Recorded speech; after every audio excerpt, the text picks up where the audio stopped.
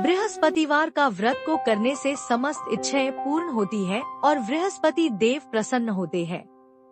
धन, विघा, पुत्र तथा मनोवांछित फल की प्राप्ति होती है। परिवार में सुख तथा शांति रहती है। इसलिए यह व्रत सर्वश्रेष्ठ और अति फलदायक है।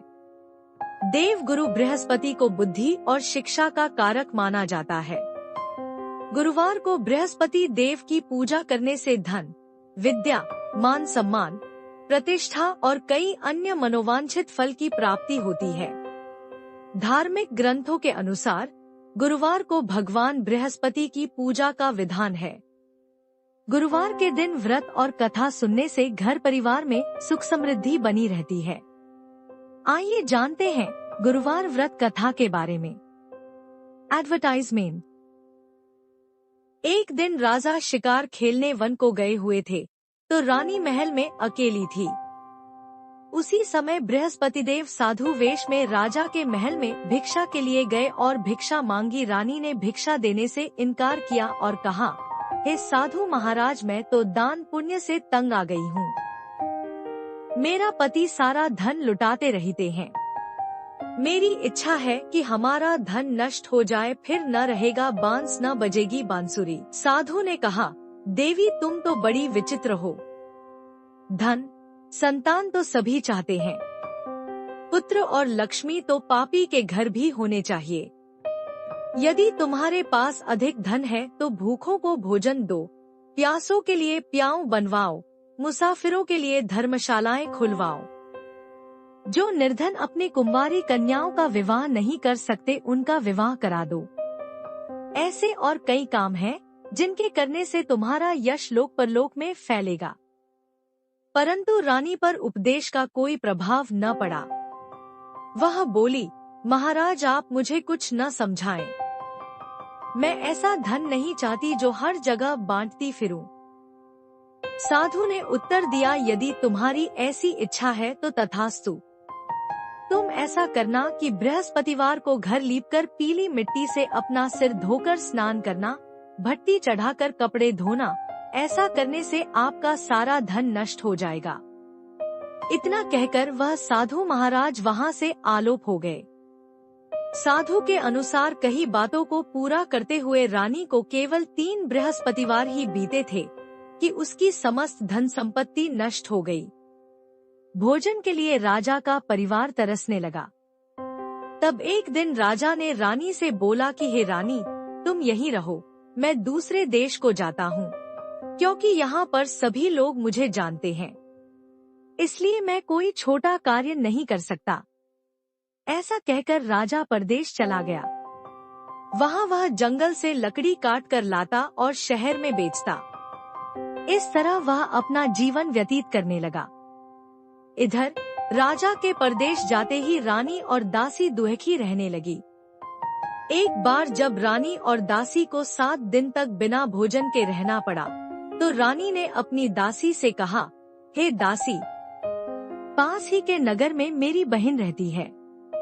वह बड़ी धनवान है। तू उसके पास जा और कुछ ले आ, ताकि थोड़ी बहुत गुजर बसर हो जाए। दासी रानी की बहन के पास गई।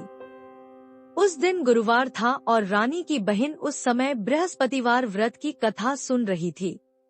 दासी ने वापस आकर रानी को सारी बात बता दी। सुनकर रानी ने अपने उधर रानी की बहन ने सोचा कि मेरी बहन की दासी आई थी, परंतु मैं उससे नहीं बोली, इससे वह बहुत दुखी हुई होगी।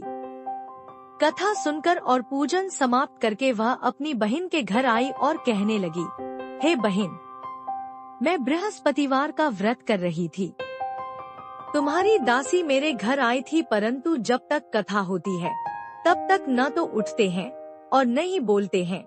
इसलिए मैं नहीं हुआ, पर बहन के आग्रह करने पर उसने अपनी दासी को अंदर भेजा तो उसे सचमुच अनाज से भरा एक घड़ा मिल गया। यह देखकर दासी को बड़ी हैरानी हुई। दासी रानी से कहने लगी, हे रानी, जब हमको भोजन नहीं मिलता तो हम व्रत ही तो करते हैं, इसलिए क्यों न इनसे व्रत और कथा की विधि पूछ ली जाए, ताकि हम भी व्रत कर सकें। तब रानी ने अपनी बहन से बृहस्पतिवार व्रत के बारे में पूछा। केले की जड़ में पूजन करें तथा दीपक जलाएं, व्रत कथा सुने और पीला भोजन ही करें। इससे बृहस्पति देव प्रसन्न होते हैं। व्रत और पूजन विधि बताकर रानी की बहन अपने घर को लौट गई। 7 दिन के बाद जब गुरुवार आया तो रानी और दासी ने व्रत रखा। घुड़साल में जाकर चना और गुड़ लेकर आईं। फिर उससे केले की जड़ तथा विष्णु भगवान का पूजन किया। अब पीला भोजन कहाँ से आए, इस बात को लेकर दोनों बहुत दुखी थे। चूंकि उन्होंने व्रत रखा था, इसलिए बृहस्पति देव उनसे प्रसन्न थे। इसलिए वे एक साधारण व्यक्ति का रूप धारण कर 2 थालों में सुंदर पीला भोजन दासी को दे गए। भोजन पाकर दासी प्रसन्न हुई और फिर रानी के साथ मिलकर भोजन ग्रहण किया। उसके बाद वे सभी गुरुवार को व्रत और पूजन करने लगी। बृहस्पति भगवान की कृपा से उनके पास फिर से धन संपत्ति आ गई, परंतु रानी फिर से पहले की तरह आलस्य करने लगी। तब दासी बोली, देखो रानी, तुम पहले भी इस प्रकार आलस्य करती थी। तुम्हें धन रखने में कष्ट होता था, इस कारण सभी धन नष्ट हो गया, और अब जब भगवान बृहस्पति की कृपा से धन मिला है तो तुम्हें फिर से आलस्य होता है। रानी को समझाते हुए दासी कहती है कि बड़ी मुसीबतों के बाद हमने यह धन पाया है, इसलिए हमें दान पुण्य करना चाहिए, भूखे मनुष्यों को भोजन कराना चाहिए और धन को शुभ कार्यों में खर्च करना चाहिए, जिससे तुम्हारे कुल का यश बढ़ेगा, स्वर्ग की प्राप्ति होगी और पितृ प्रसन्न होंगे। दासी की बात मानकर रानी अपना धन शुभ कार्यों में खर्च करने लगी, जिससे पूरे नगर में उसका यश फैलने लगा। यह कहकर रोने लगा और साधु को अपनी आत्मकथा सुनाई। महात्मा जी ने कहा, तुम्हारी स्त्री ने बृहस्पति के दिन बृहस्पति भगवान का निरादर किया है, जिसके कारण रुष्ट होकर उन्होंने तुम्हारी यह दशा कर दी। अब तुम चिंता को दूर करके मेरे कहने पर चलो तो तुम्हारे सब कष्ट दूर हो जाएंगे और भगवान पहले से भी अधिक संपत्ति देंगे। तुम बृहस्पति के दिन कथा किया करो। 2 पैसे के चने मुनक्का लाकर उसका प्रसाद बनाओ और शुद्ध जल से लोटे में शक्कर मिलाकर अमृत तैयार करो। कथा के पश्चात अपने सारे परिवार और सुनने वाले प्रेमियों में अमृत व प्रसाद बांटकर आप भी ग्रहण करो। ऐसा करने से भगवान तुम्हारी सब मनोकामनाएं पूरी करेंगे। साधु के ऐसे वचन सुनकर लकड़हारा बोला, हे प्रभु, मुझे लकड़ी बेचकर इतना पैसा नहीं मिलता जिससे भोजन के उपरांत कुछ बचा सकूं। मैंने रात्रि में अपनी स्त्री को व्याकुल देखा है। मेरे पास कुछ भी नहीं जिससे मैं उसकी खबर मंगा सकूं। साधु ने कहा, हे लकड़हारे, तुम किसी बात की चिंता मत करो। बृहस्पति के दिन तुम रोजाना की तरह लकड़ियां लेकर शहर को जाओ। तुमको रोज से दुगुना धन प्राप्त होगा, जिससे तुम भली भांति भोजन कर लोगे तथा बृहस्पति देव की पूजा का सामान भी आ जाएगा। इतना कहकर साधु अंतर्ध्यान हो गए। धीरे धीरे समय व्यतीत होने पर फिर वही बृहस्पतिवार का दिन आया। लकड़हारा जंगल से लकड़ी काटकर किसी शहर में बेचने गया। उसे उस दिन और दिन से अधिक पैसा मिला। राजा ने चना गुड़ आदि लाकर गुरुवार का व्रत किया। उस दिन से उसके सभी क्लेश दूर हुए, परंतु जब दोबारा गुरुवार का दिन आया तो बृहस्पतिवार का व्रत करना भूल गया। इस कारण बृहस्पति भगवान नाराज हो गए।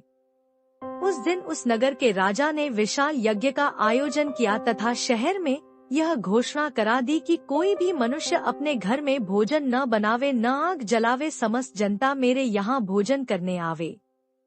इस आज्ञा को जो न मानेगा उसे फांसी की सजा दी जाएगी। इस तरह की घोषणा संपूर्ण नगर में करवा दी। राजा की आज्ञानुसार शहर के सभी लोग भोजन करने गए, लेकिन लकड़हारा कुछ देर से पहुंचा, इसलिए राजा उसको अपने साथ घर ले गए और ले जाकर भोजन करा रहे थे तो रानी की दृष्टि उस खूंटी पर पड़ी जिस पर उसका हार लटका हुआ था। वह वहां पर दिखाई नहीं दिया। रानी ने निश्चय किया कि मेरा हार इस मनुष्य ने चुरा लिया है। उसी समय सिपाहियों को बुलाकर उसको कारागार में डलवा दिया। तत्काल बृहस्पति देव साधु के रूप में प्रकट हुए और उसकी दशा को देखकर कहने लगे, अरे मूर्ख, तूने बृहस्पति देव की कथा नहीं करी, इस कारण तुझे दुख प्राप्त हुआ है। अब चिंता मत कर, बृहस्पतिवार के दिन कारागार के दरवाजे पर 4 पैसे पड़े मिलेंगे। उनसे तू बृहस्पति देव की पूजा करना, तेरे सभी कष्ट दूर हो जाएंगे। बृहस्पतिवार के दिन उसे 4 पैसे मिले।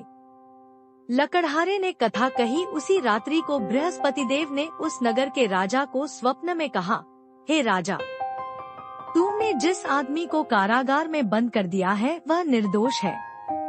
वह राजा है, उसे छोड़ देना। रानी का हार उसी खूंटी पर लटका है। अगर तू ऐसा नहीं करेगा तो मैं तेरे राज्य को नष्ट कर दूंगा। इस तरह रात्रि के स्वप्न को देखकर राजा प्रातःकाल उठा और खूंटी पर हार देखकर लकड़हारे को बुलाकर क्षमा मांगी तथा लकड़हारे को योग्य सुंदर वस्त्र आभूषण देकर विदा कर दिया। बृहस्पति देव की आज्ञानुसार लकड़हारा अपने नगर को चल दिया। राजा जब अपने नगर के निकट पहुंचा तो उसे बड़ा आश्चर्य हुआ। नगर में पहले से अधिक बाग, तालाब, कुएं तथा बहुत सी धर्मशाला, मंदिर आदि बन गई हैं। राजा ने पूछा, यह किसका बाग और धर्मशाला है? तब नगर के सब लोग कहने लगे, यह सब रानी और बांदी के हैं। तो राजा को आश्चर्य हुआ और गुस्सा भी आया। जब रानी ने यह खबर सुनी कि राजा आ रहे हैं, तो उन्होंने बांदी से कहा कि हे दासी, देख राजा हमको कितनी बुरी हालत में छोड़ गए थे। हमारी ऐसी हालत देखकर वह लौट न जाए, इसलिए तू दरवाजे पर खड़ी हो जा। आज्ञानुसार दासी दरवाजे पर खड़ी हो गई। राजा आए तो उन्हें अपने साथ लिवा लाई। तब राजा ने क्रोध करके अपनी रानी से पूछा कि यह धन तुम्हें कैसे प्राप्त हुआ है? तब उन्होंने कहा, हमें यह सब धन बृहस्पति देव के इस व्रत के प्रभाव से प्राप्त हुआ। राजा ने निश्चय किया कि 7 रोज बाद तो सभी बृहस्पति देव का पूजन करते हैं, परंतु मैं प्रतिदिन दिन में 3 बार कहानी तथा रोज व्रत किया करूँगा। अब हर समय राजा के दुपट्टे में चने की दाल बंधी रहती तथा दिन में 3 बार कहानी कहता। एक रोज राजा ने विचार किया कि चलो अपनी बहन के यहाँ हो आवे। इस तरह निश्चय कर राजा घोड़े पर सवार हो अपनी बहन के यहाँ को चलने लगा। मार्ग में उसने देखा कि कुछ आदमी एक मुर्दे को लिए जा रहे हैं। उन्हें रोककर राजा कहने लगा, अरे भाइयों, मेरी बृहस्पति देव की कथा सुन लूंगा, जा अपनी कथा किसी और को सुनाना। इस तरह राजा आगे चलने लगा। राजा के हटते ही बैल पछाड़ खाकर गिर गए तथा किसान के पेट में बड़ी जोर का दर्द होने लगा। उस समय उसकी माँ रोटी लेकर आई। उसने जब यह देखा तो अपने पुत्र से सब हाल पूछा और बेटे ने सभी हाल कह दिया तो बुढ़िया दौड़ी दौड़ी उस घुड़सवार के पास गई और उससे बोली कि मैं तेरी कथा सुनूंगी, तू अपनी कथा मेरे खेत पर चलकर ही कहना। राजा ने बुढ़िया के खेत पर जाकर कथा कही, जिसके सुनते ही वह बैल उठ खड़ हुए तथा किसान के पेट का दर्द भी बंद हो गया। राजा अपनी बहन के घर पहुंचा। बहन ने भाई की खूब मेहमानी की। दूसरे रोज प्रातःकाल राजा जगा तो वह देखने लगा कि सब लोग भोजन कर रहे हैं।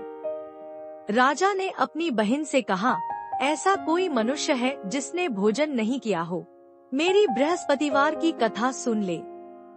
बहन बोली, हे भैया, यह देश ऐसा ही है कि पहले यहाँ लोग भोजन करते हैं, बाद में अन्य काम करते हैं।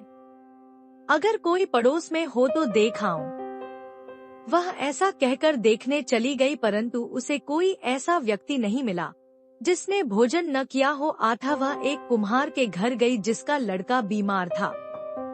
उसे मालूम हुआ कि उनके यहाँ 3 रोज से किसी ने भोजन नहीं किया है। रानी ने अपने भाई की कथा सुनने के लिए कुम्हार से कहा, वह तैयार हो गया। राजा ने जाकर बृहस्पतिवार की कथा कही, जिसको सुनकर उसका लड़का ठीक हो गया।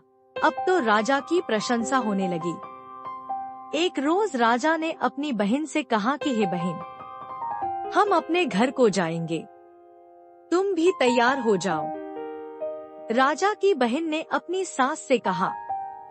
सास ने कहा हाँ चली जा, परंतु अपने लड़कों को मत ले जाना क्योंकि तेरे भाई के कोई औलाद नहीं है।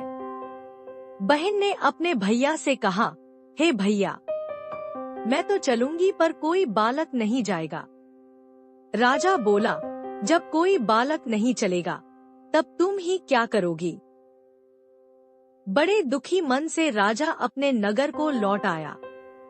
राजा ने अपनी रानी से कहा, हम निर्वंशी हैं, हमारा मुंह देखने का धर्म नहीं है और कुछ भोजन आदि नहीं किया। रानी बोली, हे प्रभु, बृहस्पति देव ने हमें सब कुछ दिया है, वह हमें औलाद अवश्य देंगे। उसी रात को बृहस्पति देव ने राजा से स्वप्न में कहा, हे राजा उठ। सभी सोई। 9वें महीने में उसके गर्भ से एक सुंदर पुत्र पैदा हुआ। तब राजा बोला, हे रानी, स्त्री बिना भोजन के रह सकती है पर बिना कहे नहीं रह सकती। जब मेरी बहन आवे तुम उससे कुछ कहना मत। रानी ने सुनकर हाँ कर दिया। जब राजा की बहन ने यह शुभ समाचार सुना तो वह बहुत खुश हुई तथा बधाई लेकर अपने भाई के यहाँ आई। तभी रानी ने कहा, घोड़ा चढ़कर तो नहीं आई, गधा चढ़ी आई। राजा की बहन बोली, भाभी मैं इस प्रकार न कहती तो तुम्हें औलाद कैसे मिलती। इस प्रकार बृहस्पतिवार व्रत कथा संपन्न हुई। अब आप सभी को पूजा का प्रसाद वितरित करें और स्वयं भी ग्रहण करें। इस तरह आपकी पूजा पूर्ण हुई। भक्तों, बृहस्पति देव ऐसे ही हैं, जैसी जिसके मन में कामनाएं हैं सभी को पूर्ण करते हैं। जो सद्भावना पूर्वक बृहस्पतिवार का व्रत करता है एवं कथा पढ़ता है अथवा सुनता है, दूसरों को सुनाता है, बृहस्पति देव उसकी सभी मनोकामना पूर्ण करते हैं।